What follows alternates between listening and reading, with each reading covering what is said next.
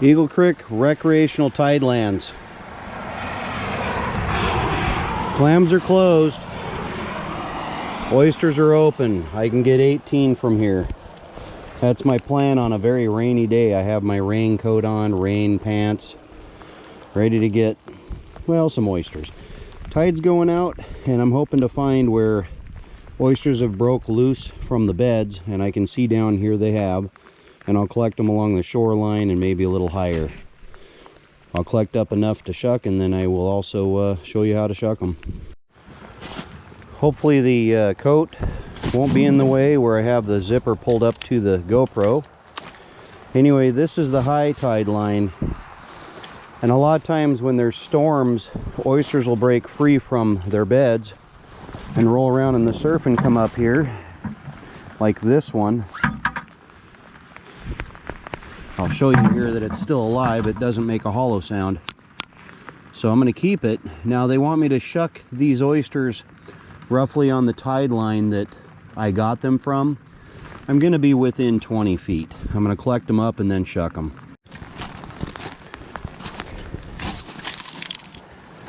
Just picking and choosing. They don't have to be giant, but I want to get a little more than 18 so I can pick and choose from those.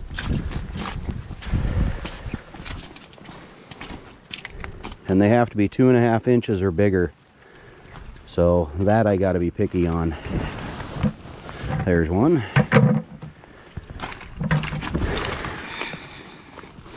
There's quite a few in here, so I shouldn't have a problem getting my 18. Water's dancing because the rain's coming down harder. That's okay. I am dry. There's a nice one right there. One there. Maybe two. I'm trying to get medium oysters. I'm okay with some smaller ones. I'm okay with some bigger ones. Hopefully the lens isn't too wet. I see the top of the viewer is wet. I'm hoping to keep you dry. I'm gonna do a quick look here. Yeah, you're fairly dry. I think I got a few more oysters to go and I'll be able to start shucking. Well, I think I have enough to start with. Just doing one look through here real quick. There is a chance I can find oysters with pearls in them because I'm up here in the higher tide line, so it's always a possibility. Oh, there's a nice one.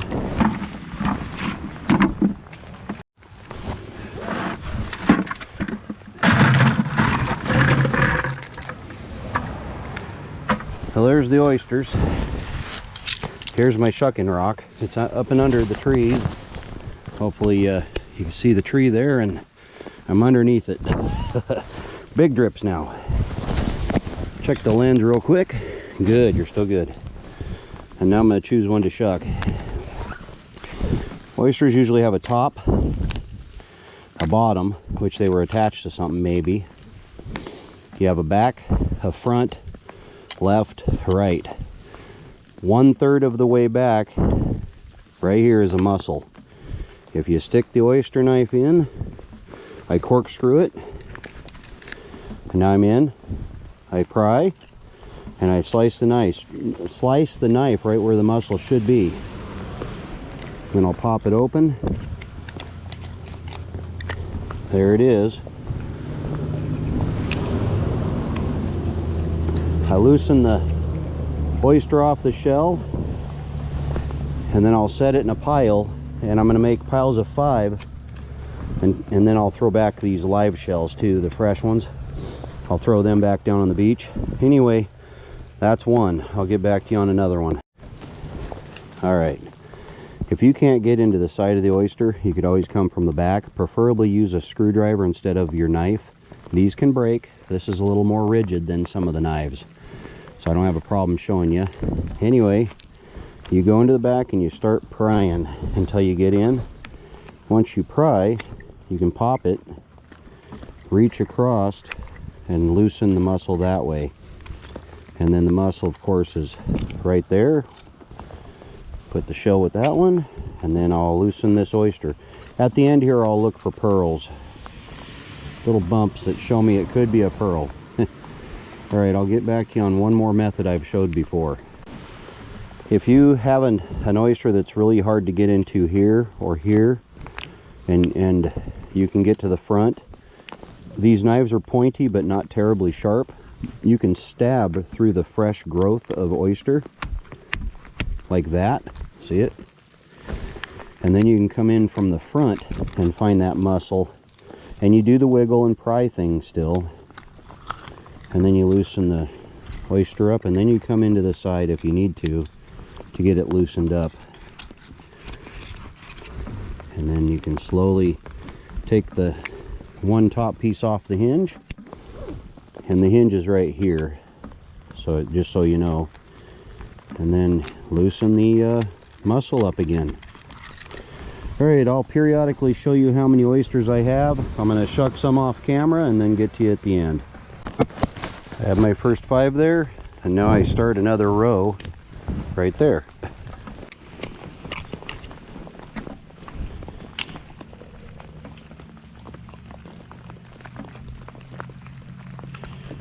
This here's number 10. Number 10 has a bump there. I don't know, we'll have to investigate. So far 10 oysters. If you haven't noticed, I don't wear gloves. I'm not smart when it comes to doing this, I guess. I have cut myself, so I'm telling you, wear your proper gear.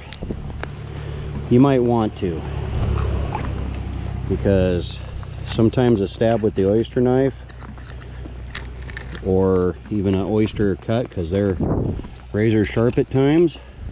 That's number 15, by the way. They take a bit to heal if you cut yourself, so just take it easy. Safe. Take a peek at the lens again. Still good. Anyway, this is number 18. Seagull squawking. Thought it was something else. There we go. Number 18, ready for doing that. And then I will throw shells, all these empties, back down on the tide line.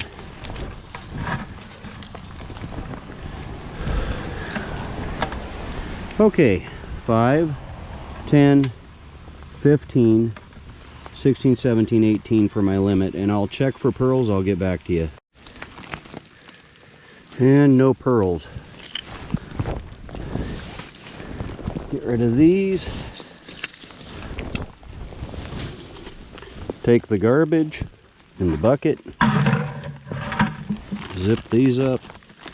And then I'll give you a closing statement here in a second. Wet day. Anyway, I'm standing in water. This is the beach. Has tide still going out. I got another video to make up the road for clam, raking for clams, steamer clams.